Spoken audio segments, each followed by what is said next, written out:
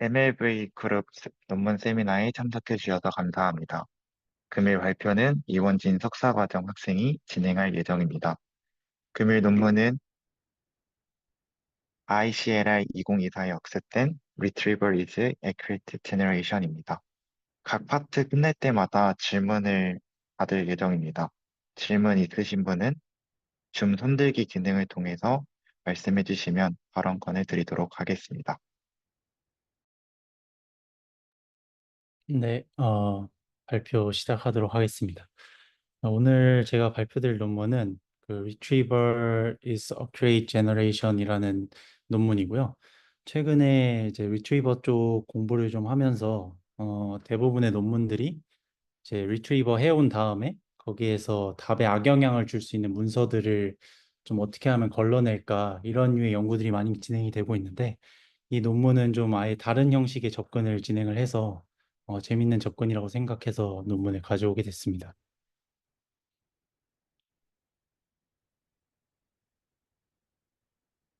본격적인 발표 시작에 앞서서 이 논문에서 좀 해결하고자 한 한계점에 대해서 설명을 드릴 텐데, 먼저 기존의 랭귀지 모델 같은 경우에는 저희가 시퀀셜하게 토큰들을 예측하는 모델이라고 할 수 있죠. 근데 파라미터를 기반으로 하고 있기 때문에 트레인 데이터에서 본 적이 없는 것에서는 제대로 동작을 하지 않거나 할루시네이션이 일어나거나 이런 여러 가지 문제들을 가지고 있습니다. 근데 그 외에도 이제 치명적인 단점이 하나가 있는데 그게 트레인할 때 사용한 단어들만 사용할 수 있다는 겁니다. 그래서 고정된 보캐뷸러리만 사용을 할 수 있다는 단점이 있고요. 그리고 이제 LLM의 뭐 할루시네이션 같은 문제들을 해결하기 위해서 최근에 Retrieval Augmented Generation이라 해서 RAG가 많이 사용이 되고 있는데요. RAG는 크게 투 스테이지로 나눠지게 됩니다. 그래서 왼쪽에 이제 회색으로 보이는 리트리버 파트와 이제 까만색으로 나오는 제너레이터 파트로 나눠지게 되는데요.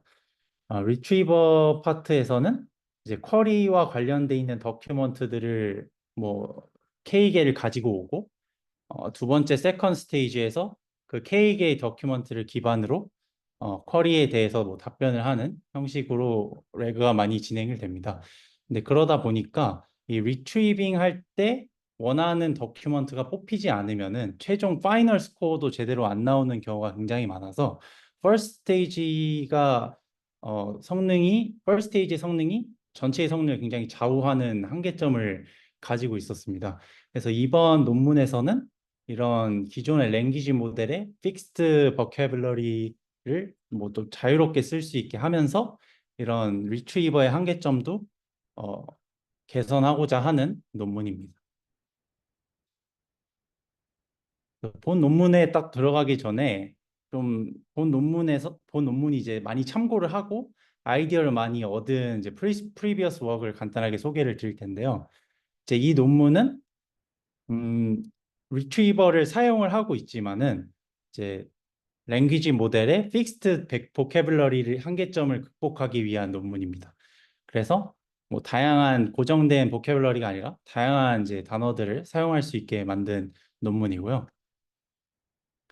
이름은 Copy is all you need iClear 2023에 액세스된 논문이고 첫 번째 스테이지는 여기 회색 박스로 되어 있는 source text collection부터 시작이 됩니다. 그래서 뭐 레그 기반이다 보니까 리트리빙을 해서 여러 개 도큐먼트를 중에서 이제 탑 K개를 골라오게 됩니다. 그리고 이제 두 번째 스테이지가 좀 저희 오늘 논문과 관련도 깊고 좀 복잡한데요. 첫 번째로는 이제 source text collection에서 praise라는 거를 추출을 하게 됩니다. praise의 정의는 텍스트 세그먼트인데 길이가 굉장히 다양합니다. 길이는 하이퍼 파라미터로 저희가 지정을 할 수가 있고요. 뭐 모두 다 동일할 필요도 없고 다 개별 각각 다 다양하게 할 수가 있습니다.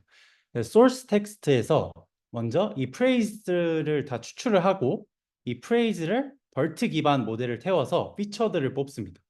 그리고 각각의 피처의 첫 번째 피처와 마지막 피처를 컨캣을 해서 이 프레이즈의 레프레젠테이션으로 사용을 할 겁니다. 이쪽에 그림을 보시게 되면은 이제 praise table이라고 되어 있는데 저희가 이 praise를 토큰처럼 사용을 할 거예요. 그래서 다음에 저희가 토큰을 예측하는 게 아니라 이제는 praise를 예측하는 형식이라고 이해를 해주시면 되겠습니다.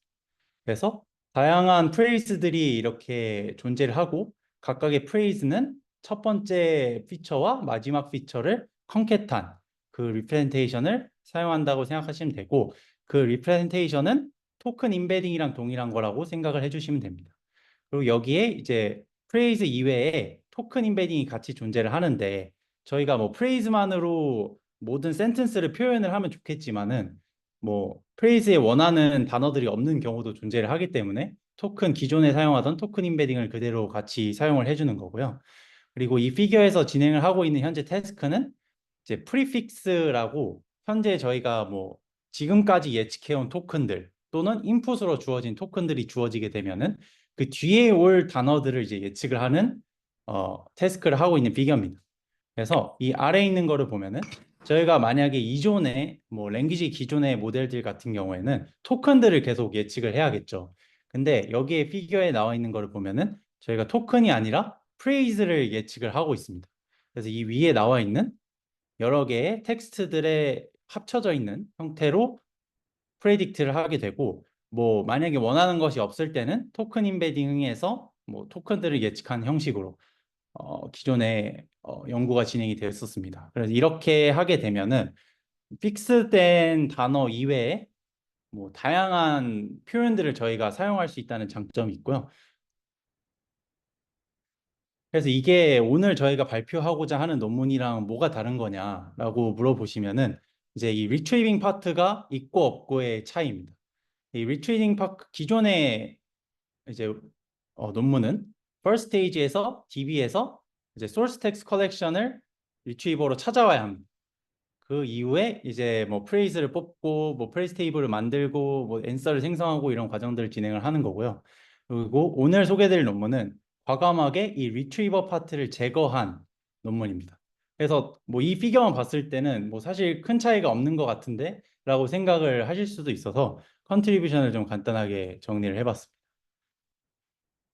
그래서 이 논문의 가장 큰 컨트리뷰션은 리트리버를 제거를 하고 이제 프레이즈 단위에서 토큰을 예측하는 게 아니라 우리가 프레이즈를 예측하는 넥스트 프레이즈 리트리버 문제로 이제 토큰 제너레이션 문제를 바꿔서 생각을 한다라는 게 가장 큰 컨트리뷰션이 되겠고요. 그리고 그거를 하기 위해서 이 프레이즈들을 어떻게 추출을 하는가 이 프레이즈를 이제 추출하고 그걸로부터 답을 구하는 과정을 결국에는 학습을 해야 되기 때문에 이제 트레인 데이터를 어떻게 만들 것인가라고도 볼 수 있습니다. 그래서 이 프레이즈를 만드는 방법에 컨트리뷰션이 있고 기존에도 이런 프레이즈를 뭐 전체 DB에 있는 전체 프레이즈를 사용할 수 없었던 이유가 이 프레이즈를 뭐 제대로 만들 수가 없어서 뭐 유한한 개수로 만들기가 좀 힘들어서 그래서 리트리버를 사용을 했던 겁니다. 그러니까 너무 프레이즈가 많게 되니까 더큐먼트가 워낙 많으니까 DB에 거기서 프레이즈를 다 추출하면은 너무나 많은 프레이즈를 저희가 처리해야 되는 상황이 놓이겠죠. 그래서 그거를 막기 위해서 기존에는 이제 리트리버를 써서 일정 개수로 더큐먼트를 추려 놓고 그 다음에 이제 거기서 프레이즈를 추출하는 방식을 썼는데 그렇게 하게 되면은 뭐가 문제냐면 결국에는 리트리버에서 제대로 더큐먼트를 못 찾아오면은 뭐 제너레이터가 제대로 답을 맞출 수 있는 상황이 벌어지지 않죠.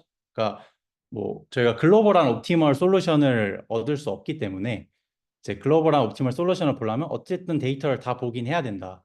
그래서 이 프레이즈를 DB에서 바로 추출하는 그런 형식의 방법론이 되겠습니다.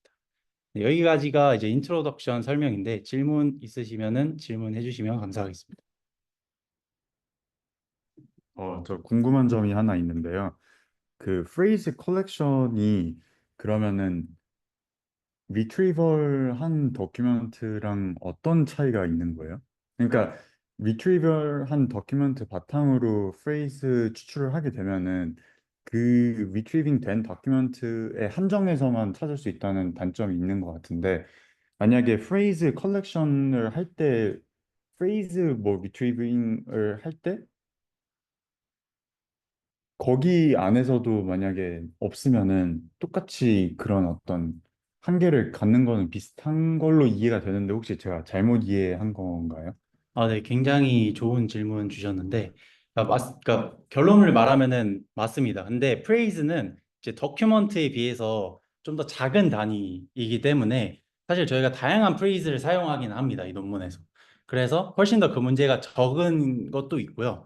그리고 이 논문에서는 학습할 때 쓰지 않는 프레이즈를 이제 뒤에 결과에 나오겠지만 인퍼런스 할 때 새롭게 추가를 해가지고 더 많은 프레이즈를 이제 학습 때 보지 못한 프레이즈까지 활용을 해서 인퍼런스를 해서 뭐 성능이 또 잘 나오는 결과까지 보여주거든요. 그래서 어떻게 보면 그런 문제를 어느 정도는 해결할 수 있다. 하지만 근본적인 한계는 유사하긴 하나 이제 뭐 해결할 수 있는 방법이 좀 더 다양하다고 보시면 좋을 것 같습니다. 네, 감사합니다. 아, 그리고 한 가지 더 질문이 있는 게 그 프레이즈 단위로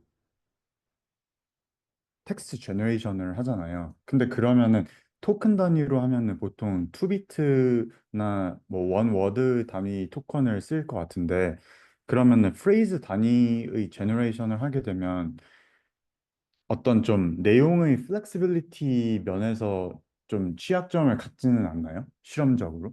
아니면 네, 그런 쪽에서는 어떤지 좀 궁금합니다.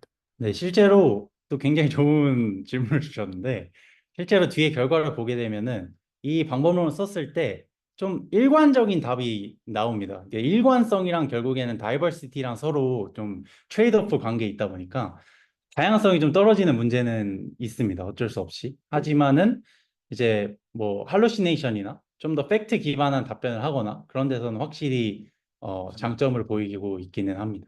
네. 네, 감사합니다. 네, 또 질문 없으시면은 일단 다음으로 넘어가도록 하겠습니다. 네, 이제 바로 메소드로 넘어갈 텐데요. 이제 이 논문에서 조금 어떻게 보면 좀 신박한 새로운 접근 방식을 가지고 오는데 저희가 랭귀지 모델을 반복적으로 이제 다음 토큰을 예측하는 모델이라고 생각을 하는데 이 논문에서는 이 랭귀지 모델을 듀얼 인코더 매칭 네트워크로 볼 수 있다라는 얘기를 합니다. 그래서 이게 또 이런 프레이즈를 이용하는 거에 있어서 또 모티베이션이 될 수가 있는데 뭐 일단은 수식을 한번 보도록 하겠습니다. 그래서 뭐 복잡하게 되어 있지만 사실 이 EP는 프리픽스 우리가 지금까지 생성한 토큰 또는 인풋으로 주어진 토큰들의 레프레젠테이션을 뽑는 인코더고요. 그리고 EC는 이 토큰의 레프레젠테이션을 뽑는 인코더입니다. 그래서 뭐 뒤에 피규어에도 나오겠지만 일반적으로 저희가 임베딩 레이어를 이용을 하죠. 그래서 그 두 개의 이너 프로덕을 한 다음에 소프트맥스를 취해서 가장 높은 값이 나오는 걸 예측하는 그런 형식으로 이제 진행이 되게 돼서 여기 보면은 EP와 EC 이 두 가지의 인코더가 존재를 한다 해서 듀얼 인코더 매칭 네트워크라고 해석을 하고 있고요. 피규어를 보면은 좀 더 이해가 쉬운데 이제 이 프리픽스 인코더는 이제 기존의 인풋으로 주어지거나 지금까지 예측한 토크들이 인풋으로 들어가서 이제 레프레젠테이션이 뽑히게 되고요. 토큰 인코더는 이 저희가 원하는 타겟 도메인의 이런 토큰들을 임베딩 레이어를 통과시켜서 토큰 임베딩을 구해서 뭐 그 두 개 서로 매핑을 해서 최종적으로 원하는 넥스트 텍스트를 구하는 그런 형식으로 랭귀지 모델이 동작한다고 할 수 있습니다. 그래서 여기 나와 있는 요 것에서 무슨 일이 일어나는지 좀 헷갈리실 수도 있는데 이게 GPT-2 모델을 그대로 가지고 온 거거든요. 그래서 트랜스포머 레이어에서 피처를 뽑고 토큰 인코더에서 피처를 뽑은 다음에 그 두 개를 그냥 이널 프로덕을 합니다. 그래서 거기서 가장 큰 값을 셀렉한다라고 보시면 되고 뭐 조금 이제 LLM을 해보신 분들은 라마 같은 경우에는 이제 클래시파이어를 이용하기 때문에 이거랑은 아키텍처 좀 다르긴 한데 여기서는 이제 베이스라인으로 GPT-2를 사용하고 있기 때문에 이런 식으로 이제 피겨를 그렸습니다. 그래서 여기서 보면은 저희가 주목을 해야 될 부분은 이 프리픽스 인코더 같은 경우에는 지금 트랜스포머 레이어가 굉장히 여러 개 쌓인 좀 무거운 구조의 모델이고 토큰 인코더 같은 경우에는 그냥 임베딩 레이어 딸랑 한 개 있는 가벼운 모델의 구조를 볼 수가 있습니다. 그래서 이 논문에서는 이 네트워크가 되게 임밸런스하다라는 얘기를 합니다. 그래서 이거를 또 해결을 하기 위해서 이 우측에 있는 이 프레이즈 인코더라는 것을 이용을 하게 되는 거고 그렇게 되면 어떻게 우리가 해석을 할 수가 있냐면 이 타겟 사이즈, 그러니까 이 우리가 생성하는 텍스트 타겟 사이즈를 증강했다라고 해석을 하는데 그게 무슨 의미냐면 일단은 기존에 우리가 임베딩 레이어를 이용을 하게 되면 앞서 계속 말씀드리는 것처럼 고정된 토큰 개수만 예측을 할 수가 있죠. 근데 프레이즈를 이용을 하게 되면은 저희가 원하는 만큼 이제 늘려서 사용을 할 수가 있는 거고 그리고 또 하나는 토큰 단위만 예측할 때는 그 단어의 의미만 우리가 보게 되는데 이 프레이즈는 좀 더 여러 개의 단어로 구성이 되어 있다 보니까 컨텍스트를 갖고 있습니다. 그래서 이 컨텍스트를까지 같이 고려해서 다음 단어들을 우리가 예측할 수 있다라는 거에서 차이가 있고 이거 두 개는 이제 기존에 제가 말씀드린 이 커피 제너레이터라고 해서 COG인데 커피 제너레이터와 이번 논문에서 이제 제안하는 게 커피 제너레이터 2인데 그 두 가지 모두에 공통적으로 해당되는 내용입니다. 그리고 그래서 이제 결과적으로 다른 거는 이제 기존에는 리트리버를 사용을 했고 이제는 리트리버를 사용하지 않겠다라는 데서 큰 차이가 있다고 보시면 됩니다. 그래서 그러면 우리가 이제 데이터를 어떻게 만드는가 이 부분이 프레이즈 리트리빙을 하는 데 있어서 꽤 중요한 컨트리뷰션 포인트인데 좀 푸는 방법 자체는 좀 엔지니어링 웍에 가깝기는 합니다. 그래서 우리가 먼저 문제를 좀 정의를 해야 되는데 텍스트 제너레이션을 이제 넥스트 프레이즈 리트리버 문제로 변형을 할 거고 여기서 P라는 프리픽스가 주어졌을 때 그 P 다음으로 나올 프레이즈와 그 프레이즈와 동일한 의미를 갖지만 이제 다른 도큐먼트에서 나오는 프레이즈들을 예측하는 이 파이스타라는 폴리시를 찾는 게 저희의 목적입니다. 그래서 이제 좀 어렵게 느껴질 수도 있는데 이 아래 이제 피겨를 보면은 이 파란색이나 이 핑크색들이 프레이즈라고 보시면 됩니다. 그래서 이 맨 아래에 있는 로우가 토큰 기반의 기존 랭귀지 모델을 이용했을 때 저희가 텍스트를 생성하는 과정이고요. 이 위에 있는 것들이 프레이즈를 이용할 때의 모습입니다. 그리고 이 각각의 로우들에 있는 값들을 보게 되면은 공통된 값이 들어있지만 그 공통된 값이 나온 더큐먼트 자체는 다른 거를 저희가 확인을 할 수가 있거든요. 그래서 이 사이의 관계를 저희가 S라고 볼 수가 있고 뭐 예를 들어서 우리가 이 텍스트, 이 더큐먼트에서만 하고 있다. 그러면은 이 플래그 버닝의 다음 게 send니까 이 send가 F라고 할 수 있는 거고요. 이게 프리픽스일 경우에 반대로 플래그 버닝이랑 send가 프리픽스일 때는 power of message가 이제 다음에 올 F라고 보시면 됩니다. 그리고 이 F와 이 나머지의 관계를 이 나머지 센서 파워 메시지가 이제 S라고 이해를 해주시면 되겠습니다. 그래서 이거를 왜 정의하냐면 저희가 뒤에서 이제 NC 로스를 썼는데 거기서 포지티브 셋이랑 네거티브 셋이 필요해요. 그래서 포지티브 셋을 구하기 위해서 어떤 같은 의미를 갖는 단어들을 뽑아야 하는 거거든요. 그래서 그거는 뒤에 가서 좀 더 자세히 설명을 드리겠고 그래서 이렇게 문제를 정의를 하고 이제 프레이즈를 만들어야 되는데 프레이즈를 만드는데 두 가지 좀 큰 챌린지가 있었습니다. 첫 번째는 프레이즈를 어디서 자를 거냐. 그러니까 바운더리가 명확하지 않은 문제가 있었습니다. 그러니까 예를 들어 저희가 프레이즈를 뭐 10개, 10개의 워드로 만들 거다. 그렇게 하면은 뭐 어떤 의미를 가정하지 않고 10개 단위로 끊기게 될 거고요. 뭐 한 개로만 하면 토큰 하나가 되는 거고요. 이렇게 어디서 끊어야 되는지가 명확하지가 않다는 게 하나가 있고요. 그리고 이 프레이즈 S는 제가 이제 F와 동일한 뜻을 갖지만 다른 도큐먼트에서 나온 거라고 했잖아요. 그러니까 동일한 단어이지만 이제 문맥이 어떠냐에 따라서 다른 의미를 가질 수가 있기 때문에 어느 더큐먼트에서 나오는지가 또 중요합니다. 근데 이게 저희가 지금 뭐 레이블링 된 게 없기 때문에 그것이 확실하지 않다라는 문제가 있어서 이거를 해결하기 위해서 이 논문에서는 일단 첫 번째로는 휴리스틱한 방법으로 트레이닝 데이터를 만들어 주고 그 다음에 모델이 학습하는 과정에서 이거를 좀 고치거나 뭐 리파인해서 사용하는 그런 형식의 방법론을 제안을 합니다. 그래서 이 뭐 휴리스틱한 방법에 대해서 설명을 드릴 텐데 첫 번째로 저희가 프레이즈를 추출을 할 때 신테틱 스트럭처의 컴포넌트들만 이제 프레이즈가 될 수 있게 제안을 해 놓습니다. 근데 이게 무슨 의미냐면은 이 신테틱 스트럭처가 뭐냐면은 저희가 센텐스가 있을 때 이 각각의 센텐스를 어떤 뭐 센텐스 하나가 예를 들어 단어가 모여서 하나의 프레이즈가 되고 또 프레이즈들이 모여서 더 큰 프레이즈가 되고 뭐 이런 식으로 해서 또 센텐스가 된다고 가정을 하고 그 하나의 센텐스를 작은 프레이즈들, 단어들로 나누는 과정을 진행을 하는 겁니다. 그래서 단어 간의 어떤 종속 관계에 상관없이 이렇게 캡슐화 되어 있다고 생각을 하고 이렇게 나누는 거죠. 단어를 문장을 여러 개의 컴포넌트들로. 근데 그렇게 하는 과정에서 그 여러 가지 또 이렇게 신테틱 이 스트럭처를 만드는 방법론이 있습니다. 근데 여기서는 제가 방금 설명드린 게 이제 consistency structure라고 이제 단어의 종속 관계에 상관없이 하는 거라서 이 피겨에 나와 있는 것처럼 뭐 센텐스가 하나 있을 때 뭐 I, 뭐 drive 이런 식으로 하나 뭐 각각이 뭔지도 레이블링이 되고요. 이런 식으로 쭉 문장을 분리해 나가는 과정이라고 생각을 하시면 되고 여기에 있는 이 구성 요소들이 하나의 프레이즈가 된다라고 이해를 하시면 됩니다.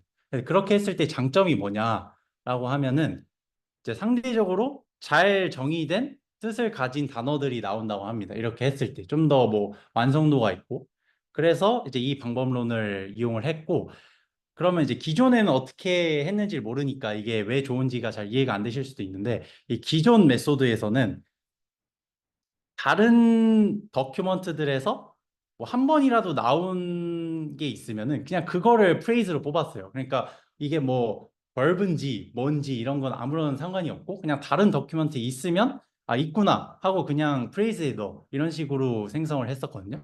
그래서 어떻게 보면 좀 의미가 있는 형태로 좀 더 뽑고자 했다라는 데서 의미가 있고요. 그리고 이렇게 프레이즈들을 만들고 나서 이 프레이즈들을 이제 저희가 좀 적절하게 필터링을 하는 과정을 거칩니다. 그래서 이 프레이즈들을 보게 되면은 좀 의미가 없는 뭐 as well as 같은 거는 엄청나게 많이 나온다고 해요. 근데 그리고 또 뭐 특정 단어들은 또 프리퀀시가 굉장히 낮게 나오기도 하고 그러면은 저희가 토큰 단위로 생각을 해봤을 때 학습을 할 때 임밸런스가 굉장히 심하죠. 그래서 임밸런스를 맞춰주기 위해서 프리퀀시가 너무 높은 거, 너무 낮은 거들은 필터링을 해서 제거를 해주고자 하고요. 그래서 첫 번째 제거하는 방식은 앞서 저희가 어떤 의미를 갖는 컴포넌트들로 이제 문장을 나눴잖아요. 거기서 좀 의미가 덜한 구성 요소들을 제거를 할 수가 있어서 첫 번째로 그런 식으로 제거를 하고 두 번째로는 이제 이 프레이즈가 뭐두 단어 이하인 거랑 열 단어 이상인 거 그런 것들을 필터링을 했다고 합니다.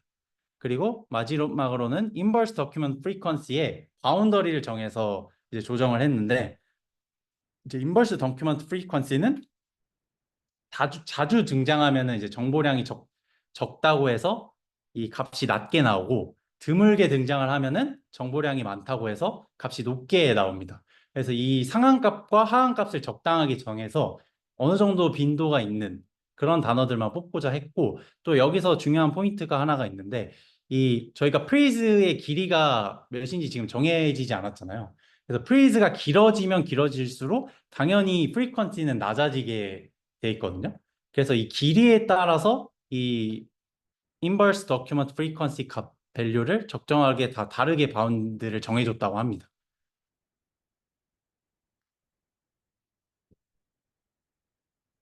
네, 그래서 여기까지 하면은 기본적인 준비는 끝난 거고 이 앞에 이제 한 게 저희가 앞서 말한 F의 세트를 만든 거예요. 그럼 이제 F가 만들어졌으니까 이 F랑 동일한 뜻을 갖는 S들을 찾아야겠죠. 그래서 이 S를 어떻게 찾냐면 처음에는 일단 동일한 그 단어끼리 묶은 다음에 그 어휘들끼리 리트리빙을 해서 10개의 캔디데이트를 뽑습니다. 그리고 그 캔디데이트 사이에 시멘틱 시밀러리티를 계산을 해서 거기서 뭐 시밀러리티가 그러니까 너무 낮은 것들은 제거를 하고 일정 스레시홀드 이상 높은 것들을 이제 S셋으로 정하는 형식으로 이용을 하고 그다음에 이 마지막 문구가 이제 좀 저를 굉장히 힘들게 했던 파트인데 그러니까 이렇게 구한 스코어를 기반으로 프리픽스 다음에 오는 프레이즈를 예측을 한다고 해요. 근데 이 부분은 그러니까 좀 어떤 의미를 갖는지 정확하게 아직 파악을 못했고 또 뭐 그러니까 논문 자체에 설명이 부족하다는 리뷰도 좀 있고 그다음에 코드가 아직 공개가 되지 않아서 이 부분은 이제 좀 명확하게 뭐다라고 설명드리긴 좀 힘들 것 같은데, 일단 제 생각에는 이제 기존의 그라운드 트루스가 있지만 그거랑 유사하게 이제 시밀러리티가 좀 높거나 한 단어들을 좀 대체해서 학습할 때 사용하지 않았나, 그렇게 예상을 좀 해볼 수 있을 것 같습니다.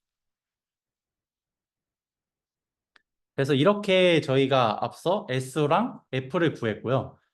그리고 이제 이렇게 좀 휴리스틱하게 만든 데이터셋에는 무조건 이제 노이즈가 존재를 하고, 그렇게 학습하게 되면 이제 서브 옵티멀로 가기 때문에 이거를 학습 도중에 좀 수정하는 알고리즘을 제안을 합니다.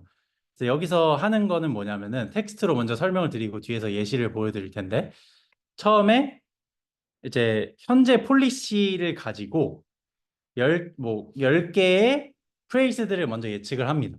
그리고 그 10개 중에서 현재 프리픽스랑 이제 매칭 스코어가 가장 높은 애가 만약에 기존 타겟과 다르다면 이제 새롭게 타겟을 정의해주는 형식을 취하는데, 이게 이제 예시를 보면 좀 더 이해가 쉽습니다.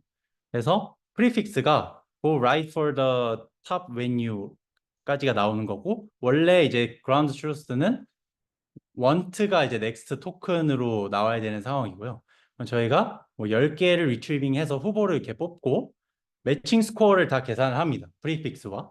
그랬을 때 만약에 want to make things happen이 want보다 스코어가 더 높다면은 next 토큰의 ground truth 값을 이제 want to make things happen으로 교체를 해주는 그런 형식이고, 만약에 매칭되는 게 없다, 원하는 뭐 일정 스코어 이상 되는 게 없다라면은 기존 걸 그대로 유지하는, 이렇게 간단한 방식을 해서 학습을 진행을 합니다. 그래서 이거를 좀 주기적으로 뭐 몇 에폭마다 반복을 하면서 이제 계속 커렉팅하는 작업을 진행을 해서 실험 결과를 내게 됩니다. 네, 그래서 이제 오브젝티브에 대해서 설명을 드릴 텐데, 이제 앞서 저희가 문제를 정의할 때 프리픽스가 주어졌을 때 다음으로 나올 프레이즈와 그 프레이즈와 동일한 뜻을 갖지만 다른 도큐먼트들에 있는 이제 파지티브 셋들인 S를 구해야 되는 이제 파일을 찾아야 됐죠. 그래서 그거를 위해서 이제 NC 로스랑 넥스트 토큰 프레딕션 로스 이 두 가지를 사용을 하게 됩니다. 그래서 왜 갑자기 넥스트 토큰 프레딕션이 나오냐, 지금까지 프레이즈 얘기만 계속 했는데 라고 이해하실 수도 있는데, 이제 처음에 설명드린 것처럼 저희가 항상 이 프레이즈 셋에서만 원하는 토큰을 넥스트 뭐 텍스트를 찾을 수는 없기 때문에, 뭐 원하는 것이 없을 경우에는 이제 토큰 인베딩에서 찾아오게 하기 위해서 이 토큰 프레딕션 로스를 계속 유지를 하는 거고요. 그리고 이 NC 로스 같은 경우에는 저희가 이 S셋이 아까 다른 도큐먼트에서 나온 좀 유사한 의미를 갖는 프레이즈들이었죠. 그래서 그거랑은 거리가 가까워지고, 그 다음에 이제 네거티브 셋들이랑은 거리가 멀어지도록 하는 그런 형식의 로스를 취해주게 됩니다. 그래서 이 네거티브 셋은 이제 어떻게 만들게 되냐면은, 이제 가장 쉬운 방법은 배치 안에서 그라운드 트루스를 제외한 나머지를 다 네거티브로 설정하는 방법이 있겠죠. 근데 그렇게 했을 때 좀 더 차별적인 뭐 레프레젠테이션을 배울 수 있다고는 하는데, 뭐 그거 외에도 이제 하드 네거티브를 또 지정을 하는데, 이거는 저희가 이제 매 주기적으로 아까 전에 잘못 레이블링 된 것들을 고치는 작업을 한다고 말씀을 드렸잖아요. 그럼 거기서 아까 전에 이제 원트 같은 경우에는 뭐 원투나 다른 것들로 이제 바뀔 수가 있겠죠. 그럼 그렇게 변형이 됐을 때 변형이 된 값 이외의 나머지 값들을 다 하드 네거티브로 취해주는 형식으로 이제 네거티브 셋을 만들게 됩니다. 네, 여기까지가 이제 방법론 끝인데, 질문 있으시면 질문해 주시면 감사하겠습니다. 저 질문 있는데요. 혹시 배치를 어떻게 만드는 거죠? 배치 안에 어떤 프레이즈들이 들어있는 건가요? 그렇죠. 그러니까 배치 안에, 그러니까 정확히는 프리픽스와 프레이즈와 S의 쌍이 들어 있는 거죠. 그러니까 프리픽스가 인풋이고 아웃풋이 이제 프레이즈랑 S가 아니죠. S는 이제 로스를 계산하기 있는 거고, 이제 프레이즈가 나와야 되는 거죠. 네, 어떤 F를 쓸 건지가. 네.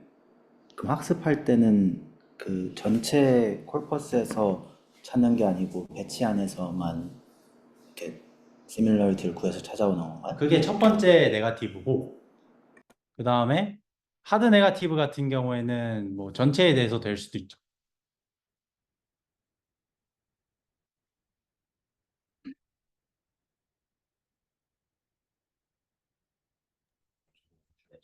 그러니까 논문의 컨트리뷰션 중 하나가 리트리버를 안 쓴다는 건데 리트리버가 잘 몰라서 근데 이분에서 리트리버를 안 쓰면 좋은 점이 있으니까 뭐 연상이 더 줄어든다는 거. 그러니까 이제 리트리버 그 부분도 있고요. 그러니까 뭐 어떻게 구현하냐에 따라 좀 다르기는 한데 일부 뭐 계산적인 효율도 있기는 하고요. 네, 메인 포인트는 이제 원래는 다큐먼트를 뭐 탑KK를 골라온 다음에 거기서 프레이즈를 뽑아야 됐다. 근데 지금은 전체 DB에서 바로 프레이즈를 뽑겠다. 그 차이가 이제 가장 큰 차이라고 보시는 게 맞습니다. 네. 그렇습니다.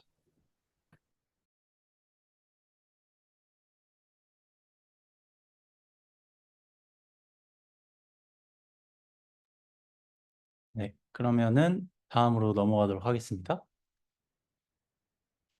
네, 이제 리설트 설명을 드릴 텐데, 이제 데이터셋은 이제 두 가지에 대해서 평가를 하는데, 처음에 이제 평가하는 내용은 좀 사전 뭐 지식을 기반으로 답변을 해야 되는, 요즘 이제 LLM 평가할 때도 많이 사용을 하는데 그런 데이터셋들을 이용을 했습니다. 그래서 세 가지 정도는 뭐 일반적인 지식 다지선다 문제를 이용을 하고, 두 가지는 이제 의료 데이터셋을 가지고 와서 좀 도메인 스페시픽한 데이터셋으로 테스트를 하게 됩니다. 그래서 오픈북 QA 같은 경우에는 기초 과학 지식을 담은 사지선다 데이터셋이고요. 그리고 ARC 챌린지 같은 경우에는 이제 초등학교 수준의 다지선다인데 뭐 사이언스나 뭐 역사 같은 굉장히 다양한 분야의 뭐 정보 네, 지식들을 가지고 있고, Trueful QA는 뭐 흔하게 좀 오해하기 쉬운 상식들 기반의 객관식 또는 서술형으로 되어 있다고 합니다. 그래서 뭐 캘리포니아에서 부부가 되면 안 되는 뭐 관계 뭐 이런 거 그런 질문인 것 같고요. 그 다음에 매드 MCQA는 그 바이오 메디컬 쪽 QA이고, 마지막 데이터셋은 미국의 의사 면허 시험의 사지선다를 모아놓은 데이터셋입니다. 그래서 결과를 보게 되면은 일단은 이제 베이스 라인으로 사용을 한 게 GPT-2이고, GPT-2를 이제 파인 튜닝 한 것과 안 한 것 이렇게 두 가지를 테스트를 하고요. 그리고 KNNLM이랑 레트로는 이제 리트리버 기반의 방법론입니다. 그리고 COG는 기존의 이제 리트리버랑 프레이스를 같이 쓰는 방법이고, 이제 아워스에서 제시하는 게 이제 리트리버를 좀 제거를 하고 프레이스 리트리빙을 하는 그런 방식인데, 일단 대부분의 데이터셋에서 이 두 개의 방법론이, 그러니까 프레이즈를 이용하는 게 굉장히 좋은 성능을 보이는 것을 저희가 확인을 할 수가 있습니다. 그래서 이거는 어큐러시고요, 다지선다기 때문에. 그래서 굉장히 좋은 뭐 나머지 것들에 비해서 좋은 성능을 보이고 있고, 뭐 베이스라인보다는 당연히 좋고 리트리빙을 쓰는 방법론보다도 지금 훨씬 더 성능이 좋게 나온 것을 확인을 할 수가 있었고, 뭐 일반적인 지식뿐만 아니라 이런 도메인 스페시픽한 데서도 성능이 꽤 좋게 향상되는 것을 볼 수가 있었습니다. 그리고 이 COG랑 이제 Hours랑 결국에 리트리버 차이인데, 뭐 생각보다는 성능 차이가 안 난다고 생각을 할 수는 있지만은 어쨌든 뭐 리트리빙을 하는 것보다는 좀 더 좋은 답을 낸다는 거는 확인을 할 수가 있었고요. 그리고 또 하나 이제 장점이 프리트레인 모델에 좀 의존성이 없다는 건데, 이 위에 게 이제 프리트레인 웨이트를 이용해서 이니셜라이즈를 한 거고, 이 아래 게 이제 랜덤 이니셜라이즈를 한 건데, 거의 뭐 물론 성능이 좀 떨어지기는 하지만 그래도 성능을 나머지에 비해서는 꽤 유지하고 있는 편에 속한다고 볼 수가 있습니다. 그리고 이제 아까 전에 이제 처음에 질문 주셨던 내용이랑 좀 유사한 건데, 그러니까 트레인에 저희가 사용한 것들은 뭐 인버스 더큐먼트 프리퀀시나 뭐 그런 것들을 이용해서 일부 프레이즈들을 제거를 했었었는데, 이제는 저희가 뭐 트레이닝을 하지 않는 거니까 뭐 밸런스를 맞출 의미가 없으니까 그런 것들을 다시 다 인덱스로 추가를 해서 이제 다시 인퍼런스를 진행을 했을 때 기존 것보다 성능이 향상한 데이터셋들이 좀 있었습니다. 그래서 성능이 꽤 한 뭐 2% 정도 지금 상승한 것들을 볼 수가 있는데, 그래서 뭐 당연하게도 훨씬 더 표현할 수 있는, 그러니까 아웃풋으로 뱉을 수 있는 텍스트들이 늘어나다 보니까 훨씬 더 성능이 늘어난 것을 볼 수가 있었고, 근데 이제 이 ARC 챌린지 같은 경우에는 성능이 오히려 떨어졌는데, 여기에 대해서 뭐 별다른 언급은 없는데, 제가 생각하기에는 이게 뭐 되게 나머지에 비해서 다양한 분야의 다큐멘트들을 포함하고 있다 보니까 좀 뭐 동일한 단어지만 다른 의미를 갖는 단어들이 좀 반이어 같은 게 많지 않았나. 그래서 오히려 토큰을 늘리니까 더 제대로 못 맞춰서 틀리는 게 아닌가라는 예상을 좀 해봤고요.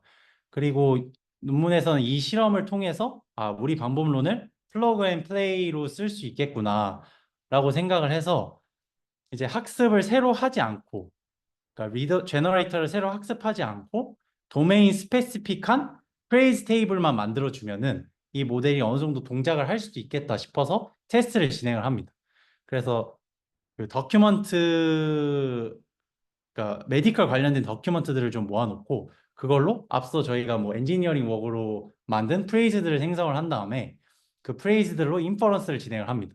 그랬을 때 기존보다 뭐 아주 조금이기는 하지만 성능이 향상된 거를 볼 수가 있었고, 근데 이게 성능 상당된 게 좀 의미가 있는 게, 그러니까 표현할 수 있는 프레이즈의 개수가, 그러니까 토큰 개수가 엄청, 그러니까 3 밀리언까지 줄었는데도 성능이 더 좋아졌다는 거에서 이제 플러그 앤 플레이로 쓸 수 있고, 또 굳이 제너레이터를 학습을 하지 않아도, 그러니까 도메인 스페시픽한 프레이즈 테이블만 만들어주면은 이제 사용을 할 수 있다라는 가능성을 보여준 결과였습니다. 그리고 다음으로 이제 테스트한 데이터셋은 오픈 엔드 텍스트 제너레이션이라고, 이제 프리픽스 기존 인풋으로 좀 텍스트가 주어지면은 그 뒤에를 이제 마저 채워서 생성을 하는 그런 태스크이고요. 이밸류에이션 매트릭은 총 3개가 있는데, 첫 번째 거는 이제 사람이 만든 텍스트랑 얼마나 생성된 데이터가 분포가 유사한지를 판단하는 매트릭이고, 그 다음 거는 이제 얼마나 일관되긴 성질을 갖는지, 그리고 마지막이 이제 다이버시티, 얼마나 다양한 것들을 생성하는지, 그런 매트릭입니다. 그래서 뭐 일관성 같은 경우에는 이제 기존의 인풋으로 들어오는 X를 그대로 사용을 하고요. 그 뒤에 이제 생성한 텍스트들을 그대로 컨캣을 해서 인풋으로 주고, 그 다음에 이 xi 해시 나오는 probability를 로그를 취해서 다 서메이션하는 그런 형식으로 계산을 하고요. 그리고 다이버시티 같은 경우에는 이제 그 그러니까 전체 다큐먼트에서 뭐 n그램이 몇 개가 있는지, 그러니까 만약에 다른 도큐먼트에서도 이 n그램들이 많이 안 나오면은 되게 다양한 토큰을 생성했다고 얘기를 할 수가 있으니까 그런 식으로 이제 평가를 하는 매트릭입니다. 그래서 그렇게 평가를 했을 때 이제 사람이 생성한 거랑 유사하게 평가하는 매트릭에서 이제 좀 좋은 성능을 보였고, 그 다음에 되게 일관된 아웃풋을 뱉는 뭐 그런 모습을 보여줬습니다. 근데 이거는 어떻게 보면 이 알고리즘 특성상 당연하다고도 볼 수가 있는데, 왜냐하면 저희가 사람이 이미 만들어 놓은 걸 가지고 프레이즈들을 만든 거잖아요. 그러니까 어떻게 보면 당연하게 사람이 생성한 거랑 좀 유사한 특성이 있어서 아마 이렇게 나온 게 아닌가라는 의문점을 좀 제기해 볼 수 있을 것 같고요. 그리고 그러다 보니 표현할 수 있는 성질이 좀 떨어져서 다이버시티가 좀 상대적으로 떨어지는 것을 볼 수가 있고, 특히 이제 그 기존의 COG 같은 경우에는 성능이 굉장히 많이 떨어지는 걸 볼 수가 있었는데, 이건 그러니까 기존의 방법론 같은 경우에는 좀 그러니까 무의미한데 좀 유사한 단어들을 계속 반복해서 뱉는 성질을 좀 보였었대요. 근데 그 원인에 대해서는 아직 잘 모르겠지만 그런 현상이 있어서 좀 성능이 많이 떨어졌었고, 어 그런 뭐 제 생각에는 아무래도 그 프레이즈의 셋이 확 줄어들다 보니까 그런 문제가 좀 생긴 것 같은데, 그 셋이 이제 크게 유지될 때는 어느 정도 그래도 다이버시티는 나오긴 한다. 그리고 또 하나 이제 중요한 포인트가 시간이 굉장히 빠른 걸 볼 수가 있습니다. 그러니까 저희가 뭐 토큰을 하나씩 다 예측하는 것보다 당연히 뭐 좀 센텐스 단위로 예측을 하면은 더 시간이 더 적게 들 거잖아요. 그리고 뭐 일부 리트리버들에서는 이제 복잡한 어텐션 연산들을 해야 되는데 이제 그거를 좀 안 할 수 있어서 훨씬 더 뭐 시간이 좀 적게 들었다고 볼 수가 있고요. 그리고 이제 휴먼 이밸류에이션도 진행을 했는데 이제 1에서 4까지 이제 그레이딩을 매기게 해서 네 가지 항목에 대해서 평가를 했습니다. 그래서 뭐 베이스 LM은 GPT-2고요. 거기 그냥 파라미터에서 생성하는 것보다 뭐 더 자연스럽고 정보를 더 가지고 있는 그런 텍스트를 생성해냈다라고 주장을 하는데 이제 여기에 대해서는 좀 저는 좀 의문이 들기는 했습니다. 왜냐하면은 그러니까 이제 앞서 말한 것처럼 사람이 이미 생성해 놓은 거를 가지고 그거를 가지고 와서 생성하는 거기도 하고 그다음에 여기서 사용하는 게 굉장히 라이트한 모델들이잖아요. GPT-2가 뭐 요즘 굉장히 헤비한 모델들이 많이 나오고 있는데 과연 웨이트가 많이 증가했을 때 걔네가 가지고 있는 그러니까 걔네가 파라미터 안에 가지고 있는 그 정보보다 과연 이렇게 프레이즈에서 가져오는 게 진짜 장점이 있는 게 맞는가라는 의문이 들기는 했습니다. 그래서 이제 제가 생각해본 간단한 디스커션들인데 첫 번째로 방금 말씀드린 그 내용인데 일단 왜 LLM에 대해서 테스트를 안 했는지 조금 의아하긴 했었고 그 다음에 LLM의 각 데이터셋의 성능들을 간단히 가지고 와봤습니다. 근데 압도적으로 LLM이 좋죠, 사실. 그래서 이 알고리즘을 썼을 때 뭐 더 시너지 효과가 나와서 좋아질 수도 있지만 이 파라미터 안에 잠겨 있는 정보를 진짜 뛰어넘을 만큼 좋을지는 뭐 이 결과만 가지고는 판단하기 좀 힘들 것 같다라는 게 제 결론이고요. 그리고 앞서 뭐 이제 파라미터로 생성한 것보다 더 많은 정보를 담고 있다라는 얘기도 있었는데 그것도 사람이 이미 생성해 놓은 텍스트에서 이제 가져온 센텐스들이기 때문에 그것도 그렇게 주장하기가 과연 타당한가라는 의문점이 있고 또 하나 이제 가장 큰 단점이 표절에 굉장히 취약한 알고리즘이라고 할 수 있겠습니다. 그래서 무조건 그 프레이즈를 만드는 셋이 뭐 저작권이 없는지를 체크해야 되는 그런 문제점이 있고요. 그리고 마지막으로 이거는 좀 그냥 논문의 실험적인 아쉬움인데 그 그러니까 리트리브 프레이즈가 몇 개인지, 그러니까 프레이즈 인덱스가 몇 개였고 그 중에 뭐 지금 기존에 사용하던 토큰 임베딩도 같이 사용을 하고 있는데 뭐 어느 정도 비율로 선택을 하는지 예를 들면 그런 것도 좀 실험을 하면 좋지 않았을까라는 게 저의 좀 개인적인 생각이었습니다. 네, 여기까지입니다. 질문 있으시면 질문해 주시면 좋겠습니다.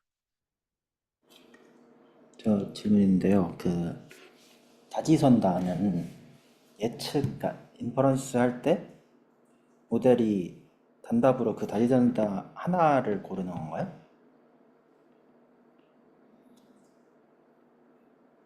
그러니까 모델의 아웃풋 형태가 어떻게 되냐는 말씀이시죠?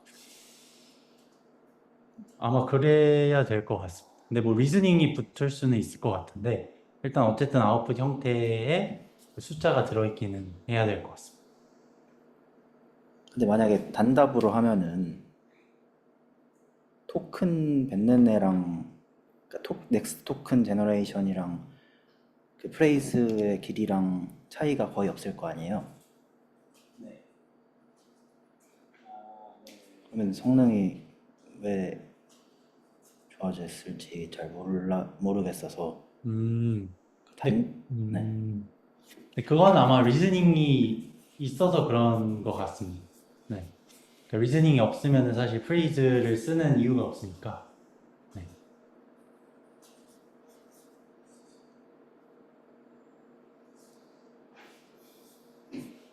네, 기훈님 질문해 주시죠.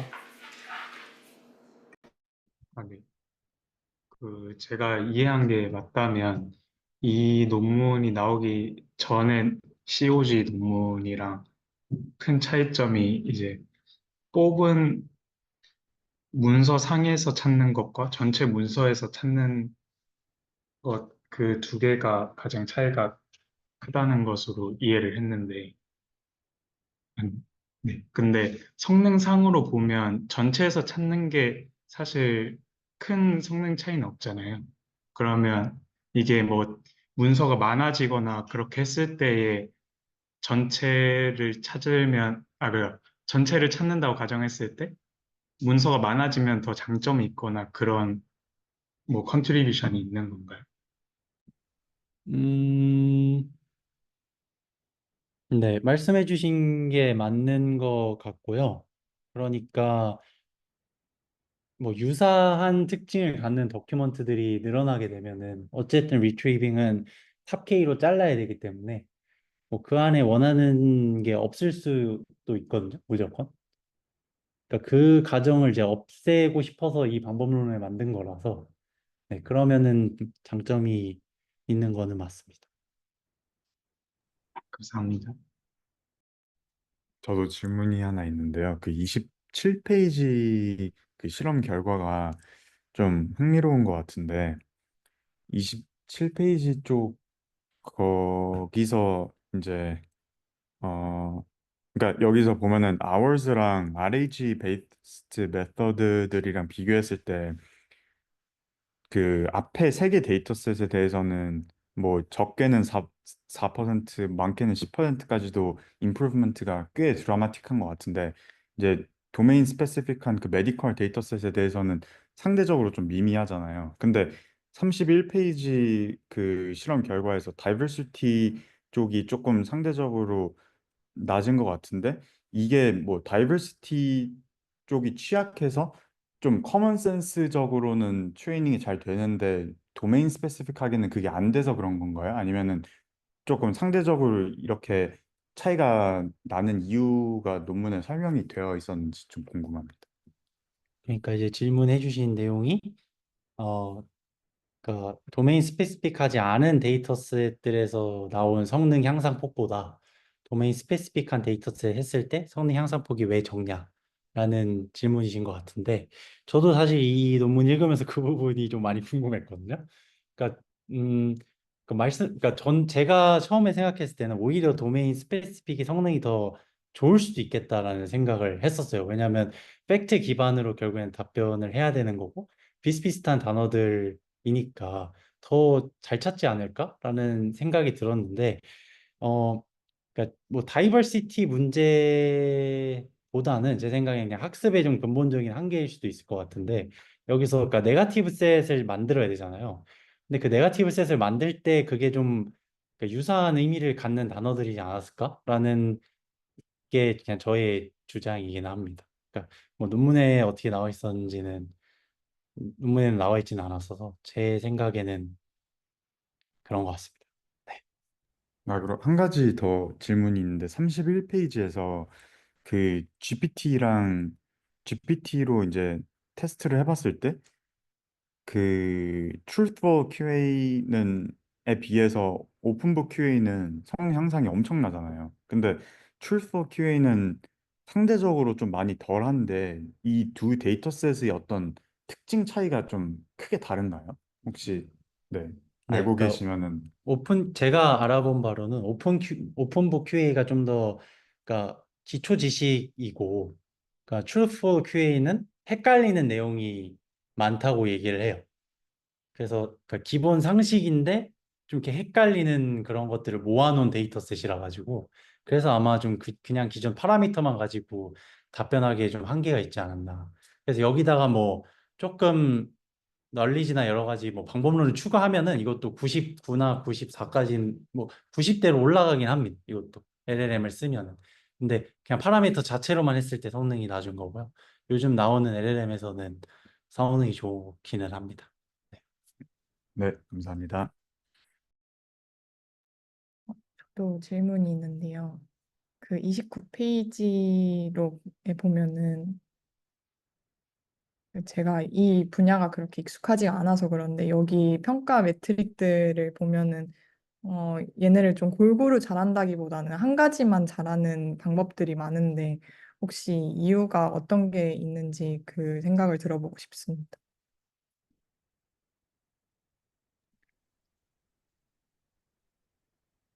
그러니까 혹시 어떤 그 메트릭에서인지를 한번 말씀해 주실 수 있을까요?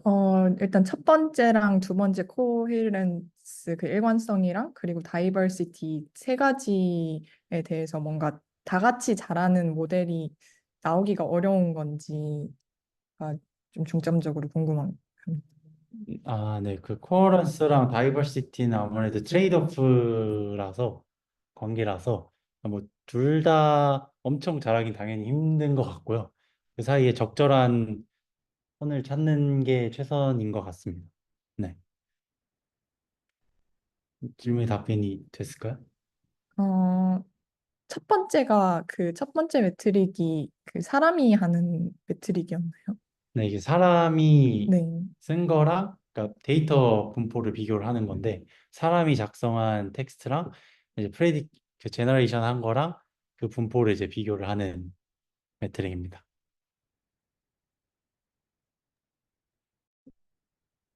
네. 감사합니다.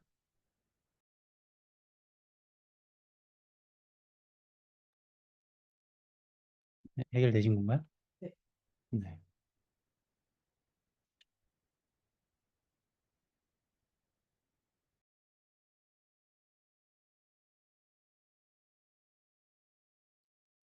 네, 추가로 질문 없으시면은 이상으로 금일 세미나를 마치도록 하겠습니다.